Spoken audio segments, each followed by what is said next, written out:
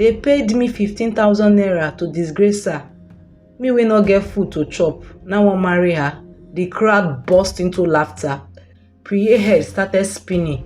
Oh Diego! Something that even our grandchildren will hear and bow their heads in shame. Priye was born in the beautiful city of Yenagoa, a lovely girl with big eyes, a bright smile, and a voice that could wake the dead. She was the first daughter in a family of 4 children, 3 girls and 1 little boy. Her younger sisters were Tamuno, Tari, and Tama. The baby of the house was 6 years old Papi, who still believed the moon followed him at night. The family was known in the whole area as godly, calm, and well-behaved. They went to church every Sunday, smiled politely, and minded their business. But Priye, oh no, she was different. From the day she could talk, Priye made a secret agreement with her teeth. This mouth will never stay closed. And truly it didn't. If there was drama, Priye was the commentator. If there was a secret, she was the news broadcaster. She didn't just talk.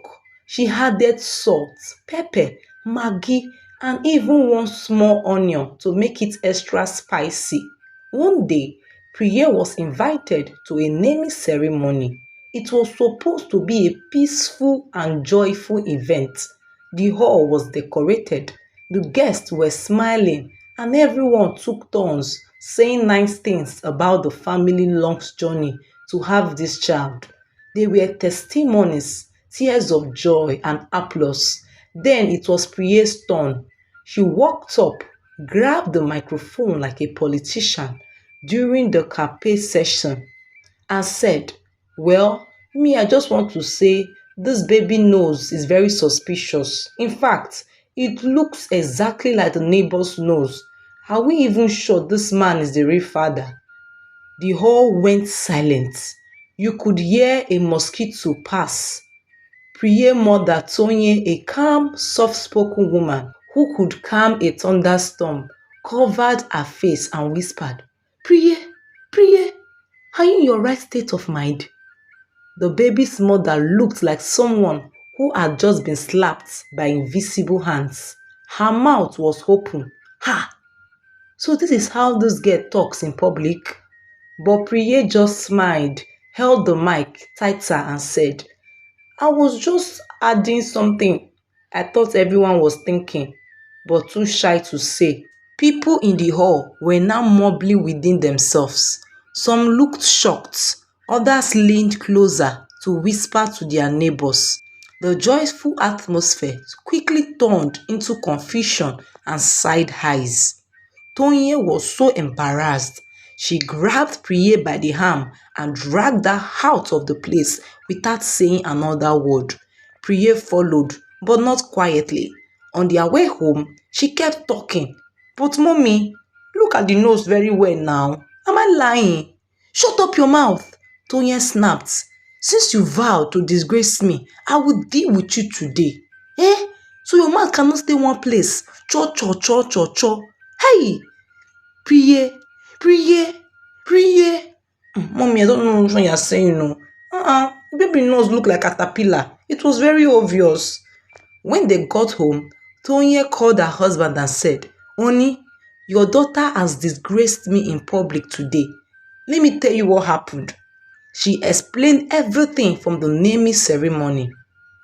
Mr. Ebi said, "Have I not warned you not to take this girl anywhere public? But you refused. You said she's just a child. A 18-year-old girl, just a child." Tonye, already walked up, replied, "But I just wanted her to grow, mingle with people. I didn't know that she would talk like this." They were both raising their voices, now frustrated and tired. And guess what Priye did? In the middle of their argument, she tiptoed out of the house, ran straight to the neighbor's compound and shouted, "Have you heard? My father just told my mom to shut up. Oh, hey, the well-reserved family. Can you imagine that? The neighbor who was holding a pot of soup and minding her business froze. She stared at Priye, then slowly looked up at the sky as if asking, Lord, what exactly did her parents do to deserve this child? Why must I be a neighbor to this kind of person, sef? But Priye did not even stop there.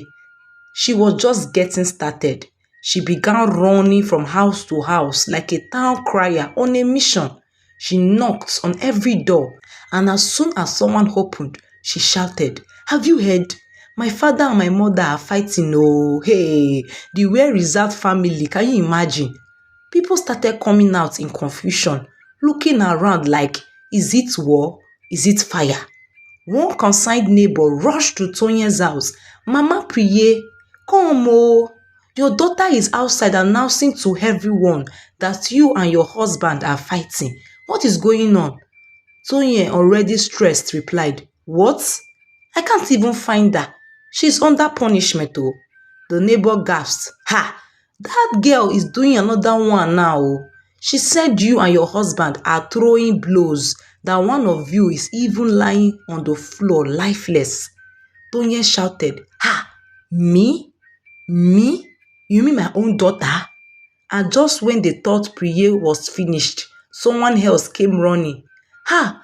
We just saw her at the junction oh. She's talking to the madman that wears coconut shells on his head.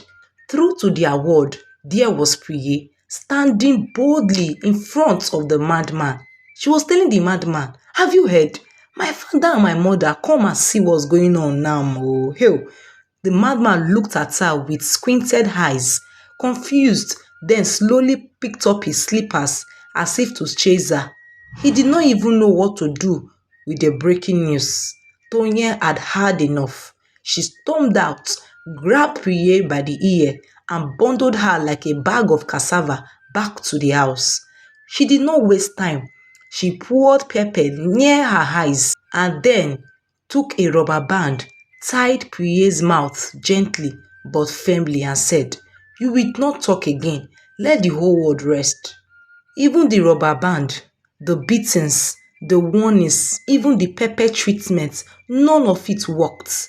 Anytime Priya was walking about the town, people did not wait to ask questions. They simply ran. Some crossed the road, others entered shops pretending to be busy. Even in the market, sellers would whisper, She's coming oh, don't say anything personal and quickly zip your mouth. She moved from house to house, street to street, collecting people's private business like a tax collector. Then one day something happened in the neighboring village. It was juicy, very juicy, some kind of scandal, but everywhere was locked up. The rain was falling like it had a personal problem. Thunder was grumbling in the sky. People were running home, tying their wrappers and shouting, Today is not a good day, oh, hell. But Priye, she looked outside and said, Ha! I must not miss this gist, oh. I refuse to miss it. She found a canoe, a real wooden canoe, and jumped inside like a pirate chasing treasure. As she paddled, people shouted from their windows, Priye, where are you going to? Don't go there, oh. The water is not calm. It's raining cats and dogs. But Priye shouted back, I believe me, this gist cannot pass me by. She paddled with all her strength, and when she got to the middle of the water, the canoe, tired of her stubbornness, gave up. It capsized. Now one would think she would swim back home, cold and humbled. No, not Priye. She adjusted her head tie mid-water and kept swimming forward like a determined fish. She finally reached the other side of the community, climbed out of the river, water dripping from her clothes, mud on her slippers. She did not look for any dry clothes. She marched straight to the market, looking like a wet ghost, and started asking questions. What happened? Who said what? Where is the person? Start from the beginning. People stared in shock. Some stepped away slowly, but Priye did not care. She pulled out a legendary gossip jotter, half wet but still standing strong, and began writing. She was drenched, shaking, her teeth almost dancing, but one thing was sure, not a single detail would be missed. When Priya returned home that evening, soaked from head to toe, her wrapper almost falling off, she entered the house proudly and said, "Dad, Mom, I went hunting today." Her father, Mr. Hebi, looked at her from head to toe and said, "Yes, I can see you went hunting. Very good hunter indeed. So where is the animal you hunted? Show us." "Dad, do you know that our neighbors in that village—" "Shut up your mouth," Hebi snapped. "I know that's what you are good at, gossip hunting. So you mean you left this our peaceful community to another place just to hunt for gist?" Priye blinked innocently. "I will deal with you today," he shouted. He went inside, brought out a very big cane, one that looked like it was carved from an ancestral Iroko tree, and began flogging Priye. As the cane touched her back, Priye cried, "Ah, ah, Daddy, please." She ran into her room, tears on her cheek. She pulled out her gossip jotter like it was a treasure, opened it, and started reading everything she wrote that day. She laughed like someone watching a comedy show. "Ha! Tomorrow morning gist will be hot, oh," she said, giggling to herself. Meanwhile, her mother, Tonye, was on her knees beside the bed, praying to God. "Lord, please touch my daughter's heart. Turn her mouth into silence.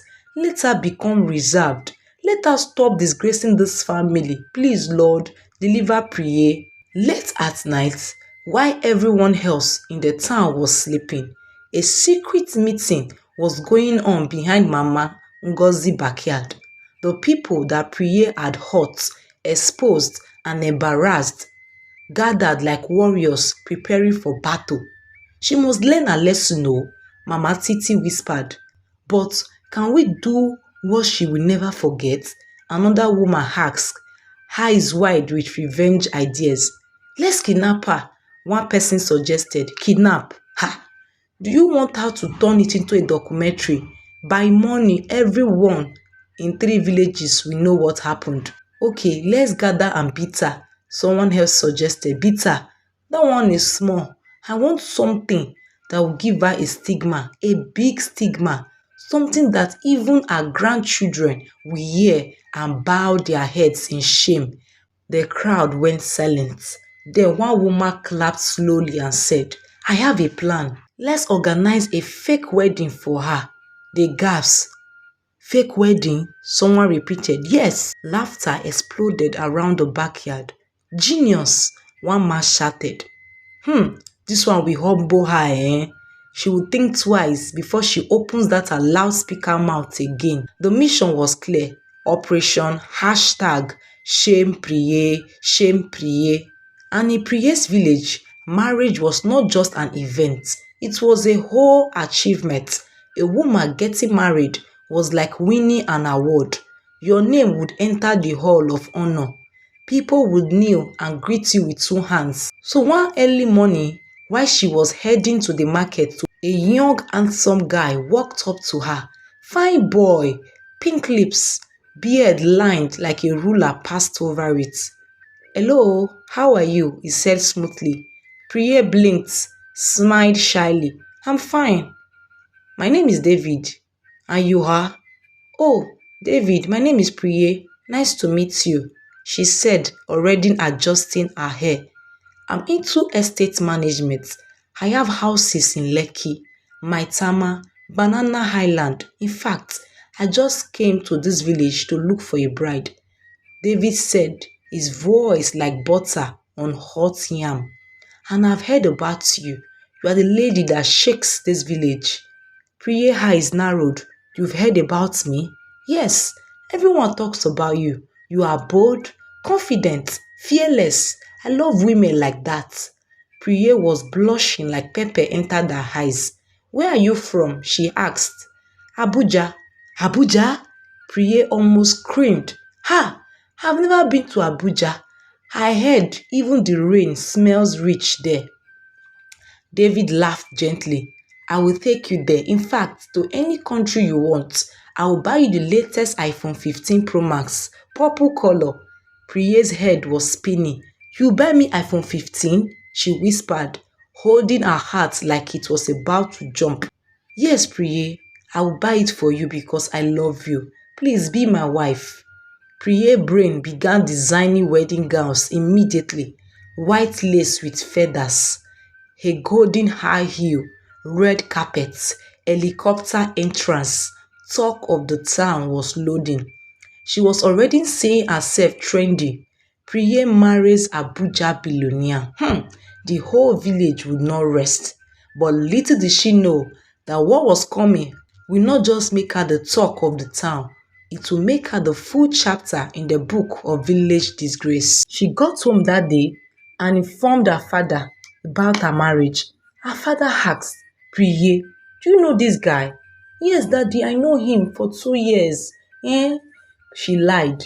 Daddy, please, I want to marry him. He's a nice guy from Abuja. Priye, you are still young. You are just 22. Daddy, just 22, care. All my mates have 3 to 4 children, all married to one drunkard or even those people pushing wheelbarrows. But me, I have a good man that want to marry me from Abuja, and you are complaining, Daddy? So Priye rushed off to the guy's house, inviting him over, eager for everything to fall in place. As soon as the church bell rang that morning, the whole village gathered. It was the wedding of the year, Priye's wedding. The one that talks like radio without battery was finally getting married. People came with big gele, snapping selfies and whispering, "Ha! If Priye can marry, then there is hope for all of us." So the church hall was decorated like a Nollywood set, flowers everywhere. Priye was determined to make her wedding the talk of the town. She called the most expensive caterer in the whole of Bayelsa, making sure the food would be top-notch. She did not stop there. She booked the best makeup artist in the area, one whose skills were known to turn anyone into a queen. Priye went all out and bought the most expensive wedding dress, wanting to look perfect for the big day. In her mind, her future husband Odogu was the perfect man. He was rich, successful, and would take care of everything. Priye believed that because of the way people knew her as the gossiper with swag, who would never settle for less, this wedding had to be grand. It would be the event everyone would talk about for years to come. People in the village already believed that Priye would only marry someone of high status, and they were sure she wouldn't settle for anything less than the best. She was ready to show them all that she was living the life she always dreamed of. She even bought things on credit, saying after the wedding she would pay. Her sisters, Tari, Tamuno, and Tama, wore matching lace with high heels. Even her little brother, Papi, was wearing agbada, looking like a politician's child. Priye came in like a queen, her dress so white it was blinding people's eyes. She posed, waved like a governor's wife, and kept asking, "Is the groom here?" "Not yet," someone whispered. 30 minutes passed, no Odogu.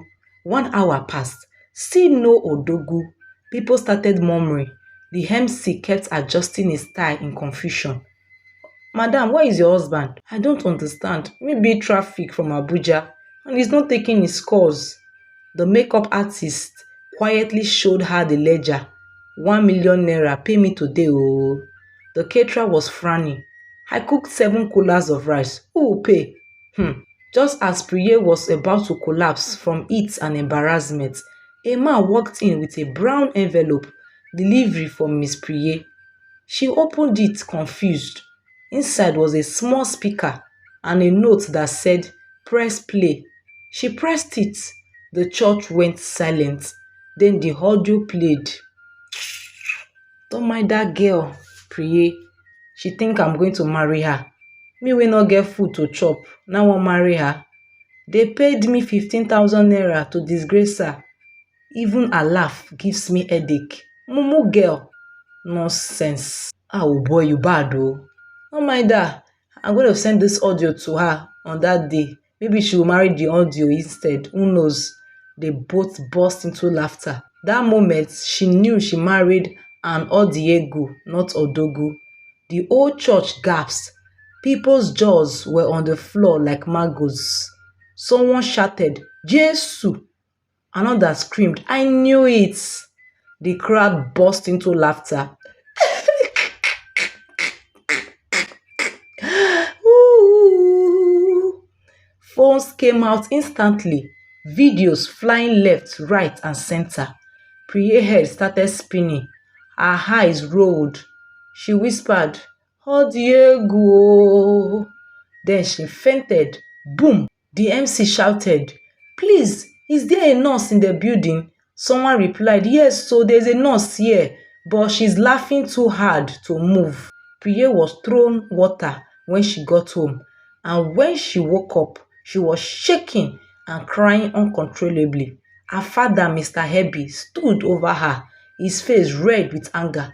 "Look at what you've caused yourself. I asked you, how long have you known this guy? You told me 2 years. All lies." He pointed a shaking finger at her, his voice full of disgust. Greed has cost you this. Now go and find a way to pay those people. Go and look for how you will pay them." Her mother, Tonya, was crying as well. The entire family was a mess. Priye, look at what you've done to yourself. Because of gossip, look at the disgrace you've brought on us. The upland to deal with you. Hell! Kai, oh. Priya, still in her wedding gown, sobbed uncontrollably. Her father, unable to take any more, roughly pushed her towards the angry crowd of creditors. They pounced on her, but before anything could happen, her mother couldn't bear it anymore. She rushed forward, her voice trembling with desperation. Please, I will pay. I will pay monthly. Just give us the details. We will take care of it." The angry crowd grumbled, but reluctantly agreed. They scribbled down their demands, and one by one they left, muttering under their breaths, still fuming. 6 months passed, and the chaos slowly died down. Priya, now carrying the weight of her past mistakes, made a vow to herself. She promised to mind her business from then on, to never get involved in other people's drama again. She started reading books, immersing herself in knowledge, anything to help her grow and leave her old ways behind.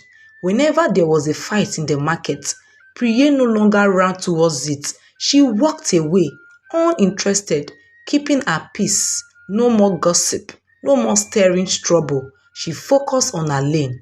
One day, after a lot of studying, Priya decided to take the next step in her life.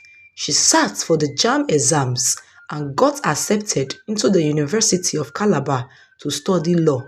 Priya was no longer the girl who ran around causing chaos. She was a woman with a mission, a voice, and a future. Her transformation did not go unnoticed.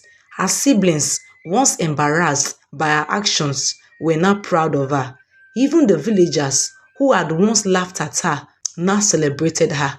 They couldn't believe how much she had changed. Priya never imagined she would rise from the ashes of her shame, but she had. She had become a better version of herself, wiser, focused, and determined to succeed. That in life, you must always mind your own business. You must always think before you act. Learn from mistakes. Everyone makes mistakes, but the important thing is to learn from them and improve.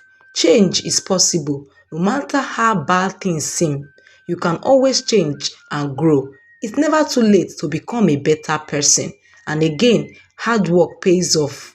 By focusing on education and working hard, that one can achieve great things. Stay dedicated to your goals. Hello, story lovers. Thank you for watching. Welcome once again to Treasury of African Tales by Jenny A.B. Don't forget to leave your thoughts in the comments. We would love to read from you. And if you're yet to subscribe, please hit the subscribe button, kindly like, share to your friends and families. Until we come your way again next time, see you in the next one. Bye.